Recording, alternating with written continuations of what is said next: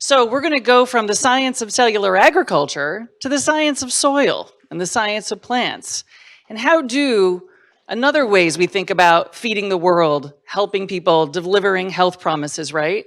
And so our speakers that are going to be here today, Lauren has been just so instrumental in Boston nurturing this food economy and food tech economy. Come on up, find a seat.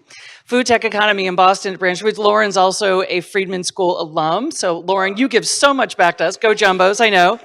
And just to be like really greedy here, Tawanda got his PhD at Friedman. So like also go Jumbos. And Ignacio, we love you. And you can always come in, hang out. Well, never too late, never too late. And so I'm going to let you each introduce yourselves. I'm going to let Lauren run the panel, but thank you so much for joining us. And now we're going to hear about biofortification, soil tech, and saving the planet. Take it away. I don't have a mic, but can you all hear me? Okay. You guys should each be, right? They're each taking these mics. Oh, wait. Yep. Is this on? Okay. Well, it's such an honor to be here, and I've had such a fantastic evening and day today. I'm so inspired by what Friedman is doing, and I feel honored to be a graduate of the school, given the focus on entrepreneurship and innovation in food. It's such a timely conversation, and so really commend the work that you're doing, Katie, the work that Dean Mozafarian and the staff are doing. I'm so excited about it and can't wait for future summits to come. But thank you all for joining us here. It's so nice to be here in person. As Katie had mentioned by way of introduction, I'm a 2012 grad from Friedman. Went on initially to pursue a role at the World Trade Organization. So I ended up right in policy after I graduated, but quickly switched to entrepreneurship.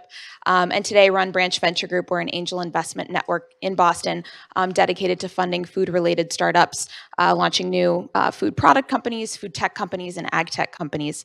Prior to that, I started Branch Food, which is essentially an innovation and consulting services company that provides resources for startups and big companies to support their innovation goals. And so I'm thrilled to be joined by our esteemed panelists. Tawanda, is it Muzigini? Mujingi. Yes. Okay, thank you for the correction. Innovation expert and advisor at RTI International, an independent nonprofit research institute dedicated to improving the human condition, who also worked at the Jean Mayer USDA Human Nutrition Research Center on Aging, just across the street, which is great. And Ignacio Martinez, general partner at Flagship Pioneering, which is a life sciences and venture capital company and incubator. And Ignacio has held various roles in the founding of Inari Agriculture, Cibo Technologies, Indigo Agriculture, and many, many more. I know you all have their bios, so we won't go too much more into depth, but I assure you, incredibly impressive individuals.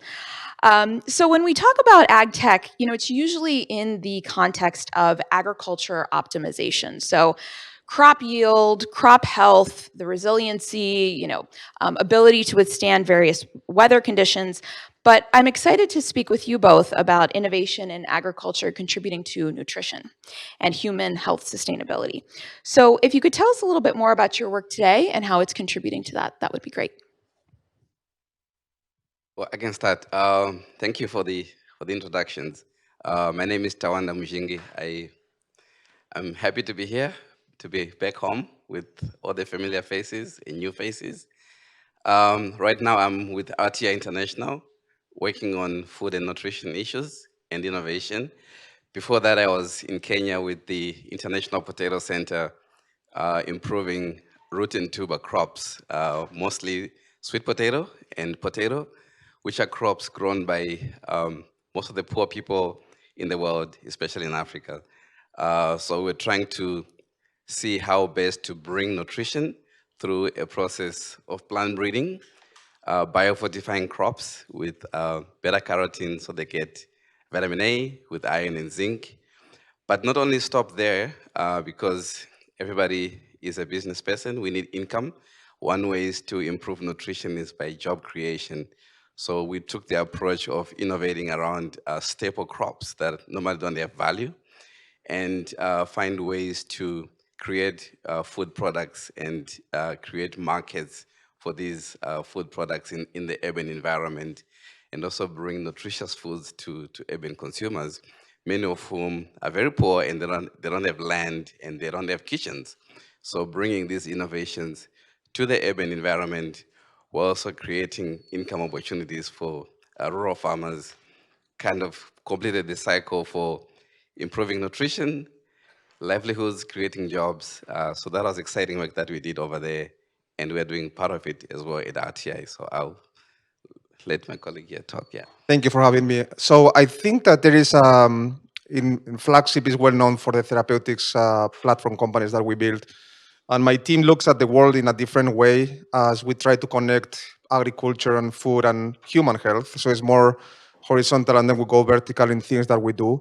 Just to give you a couple of examples, one of the companies that we founded is Sibo Technologies. They are we are trying to develop science-based software platforms to reduce greenhouse gas emissions in agriculture and improve soil health.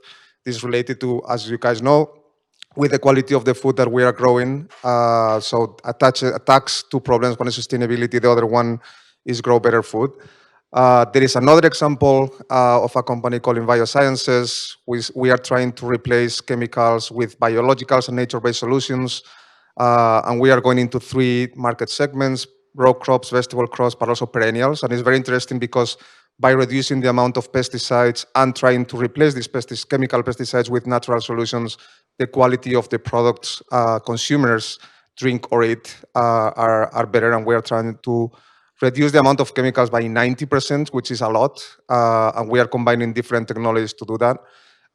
2 examples of perennial crops we are working on are citrus and olive. Citrus, we are trying to solve the citrus greening problem in Florida and Brazil. And with olives, there is a big problem with Xylella in Italy. And 100-year-old trees are dying these days because there is no solution to this. So we are trying to develop solutions by growing, working with farmers there and solve this problem. So, and then plant breeding is another example within area where we are using gene editing and multiplex gene editing to basically turbocharge how we bring plant breeding and not only develop products on the input side to reduce the inputs that we need, but also work on the output traits and nutrition flavor in multiple crops. So these are 3 examples. Awesome, thank you. So I want to talk a little bit about the shift to a plant-based diet, because that's driving a lot of innovation at the farm level, internationally, domestically, and really driven by, I think, consumers who want more plant-based products and see that as a path for a healthier diet. So, as in this shift, how do we get more plants to be created that really prioritize nutrition as the key ingredient that is built into the success of that plant and therefore the success of the farmers and producers that are growing them? Yes, I think one of the key aspects of this subject is regenerative agriculture, focusing on the soil health, which is something that was abandoned, especially in the Western countries, with intensive agriculture and intensive use of fertilizer. I think right now there's a global shortage of fertilizer. There's a shortage and it's expensive, and that puts a lot of people at risk of food insecurity. So in poor countries, such as those in Africa, we need to go back to what is termed conservation agriculture. So these terms are confusing. Some people talk of sustainable agriculture, some talk of regenerative agriculture, some talk of organic agriculture. So it's all confusing for people. They don't know which is the best, which one brings better value to the communities. But regenerative agriculture has been practiced for years. I think there's a lot to learn in North America from the indigenous people who have been farming their land for millennia, and they practice these resources.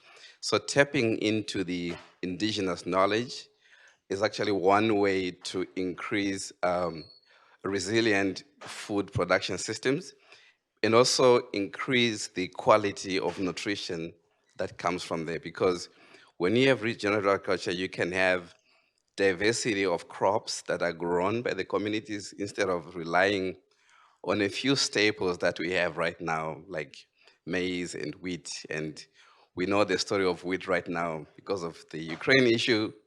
Bread is going to be very expensive. Bread is a staple in many poor countries, and lack of bread, or people can't eat bread, they will go to the streets and protest and lead to more unrest and lead to displacement of people. Then it compounds the refugee crisis. So a simple thing like going back to regenerative agriculture can solve our nutrition issues, can also solve some of the climate-related agricultural issues we are facing right now. So if we re-nourish the soils through those techniques of maintaining soil health and preserving it, I think we'll go a long way into improving the nutritional outcomes for people. And many companies are now committing, making huge commitments to regenerative agriculture. But for many of us, we don't know what that means. How do we know that the bacon I'm buying was grown through regenerative techniques? There's no certification. So there is a gap right there in terms of educating consumers and innovators in terms of what does it mean to source from practices that are regenerative and transfer that value to consumers in a validated way. Yeah. So I think that the word improving nutrition is interesting because I don't think we know what we are eating.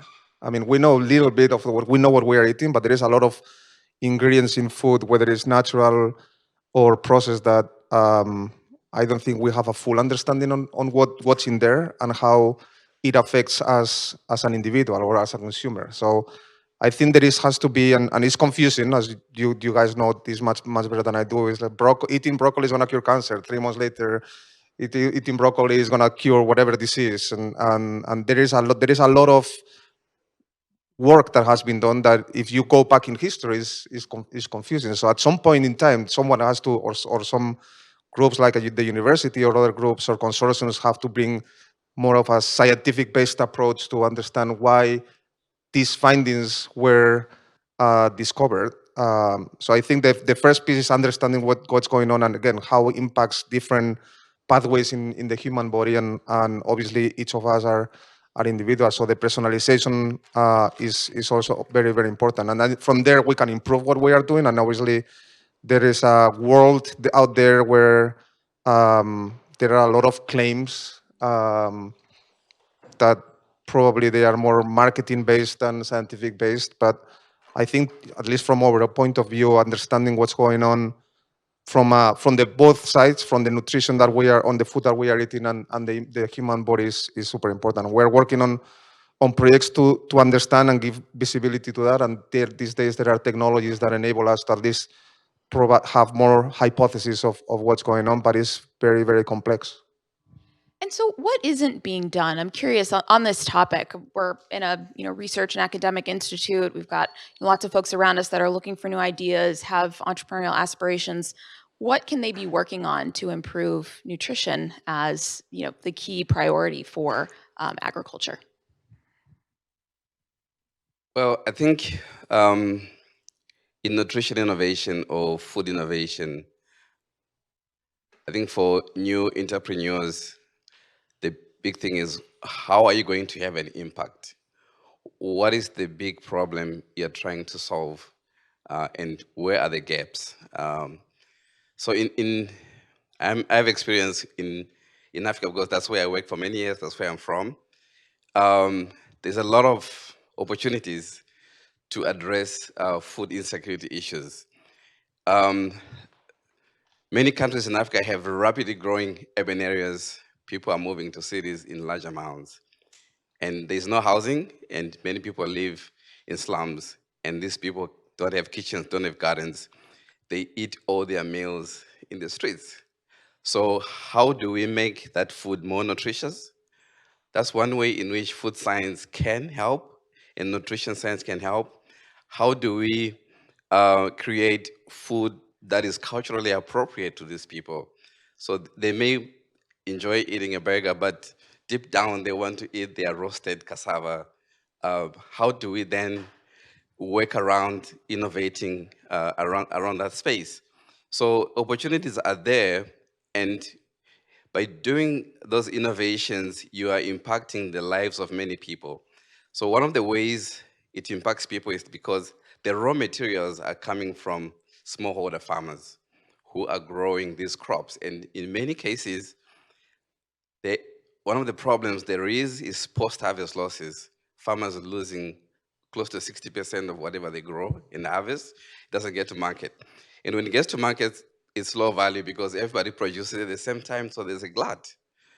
Everybody is selling at the same time. So we need to have technologies for um, shelf-stable processing to make sure that what is harvested can be retained and maintain the nutritional value.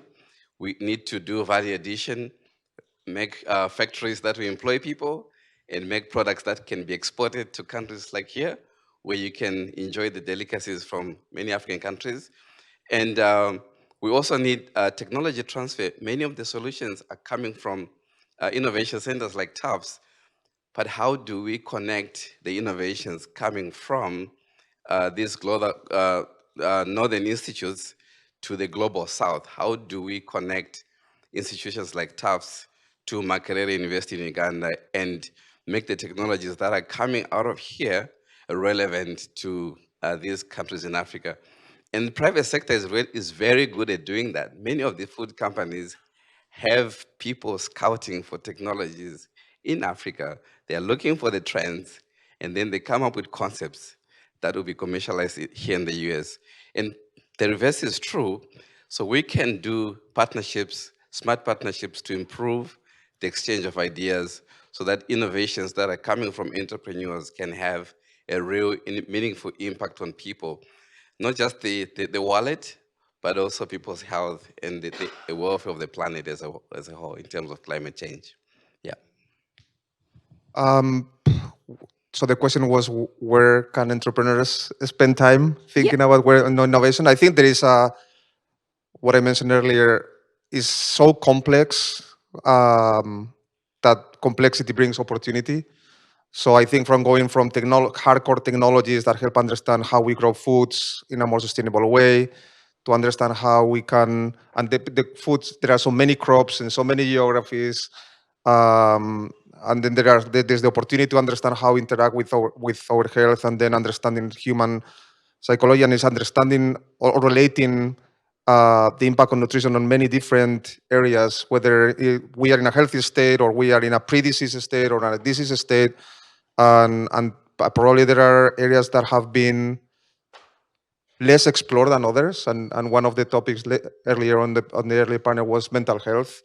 And there is evidence that obviously nutrition can have a big impact on mental health, but there is probably a lot more that can be done. And the other thing that I like about the space in general is that there is a go-to-market model, and probably there is a way to innovate on the go-to-market, reimbursement, non-reimbursement. So I think there are a lot of areas where too many shortage. opportunities. No, yeah, exactly. No shortage of opportunities. Was that the buzzer for questions? No. Oh, okay. 4 more minutes. Okay. Well, I can keep going. Ignacio, I'm actually curious. Maybe we can double click on that idea. I think inherently there's this disconnect between what science can do and what science can produce. And I've heard about your team at Flagship as described as scary smart people that are thinking a lot about what those innovations could be and what can be created. And then there's also the needs of consumers and what they're looking for and what they want. And so how do you balance those two things when we're thinking about nutrition as the area where we're exploring new opportunity for development? That's a very good but difficult question. I don't think that, so to me the most interesting example is the GMO debate, right? So people don't like GMO, a lot of people don't like GMOs. I don't really care. No, I don't think anybody has died from eating a GMO food, but maybe I'm wrong.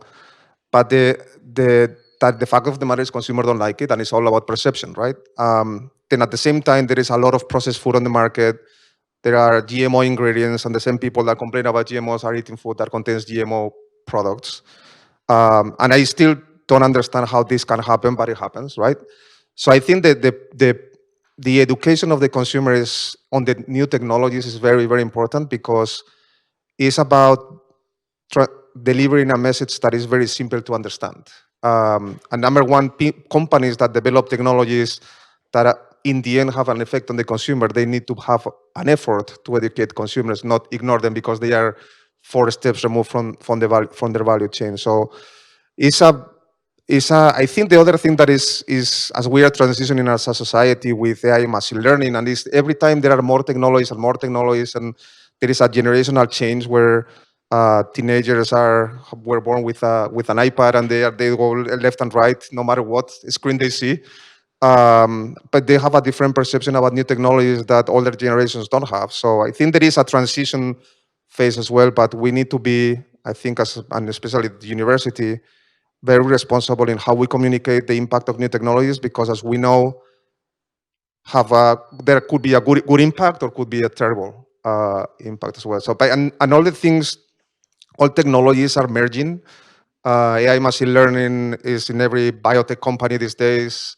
But I don't have a good answer to your question. That was a great answer. That was a great answer. Thank you. And Tawana, I'm curious, with regards to regenerative agriculture, which I think is a really big subtopic within this idea of how to improve produce for human nutrition. So much of that, the value of produce is based on the soil that it's grown in. So in terms of, what you're seeing in regenerative agriculture, what innovation are you most excited about today? Well, yes, I'm not an expert in regenerative agriculture, so I can't speak so much about that. But what I can speak about is how the results of regenerative agriculture can change so many things in terms of nutrition. One aspect was mentioned with the previous speaker of utilizing kind of unknown foods to address the challenges that we are facing now. So I come from a country where insects are food, they are normal food. If you don't have them in a year, I think that could be something wrong with you.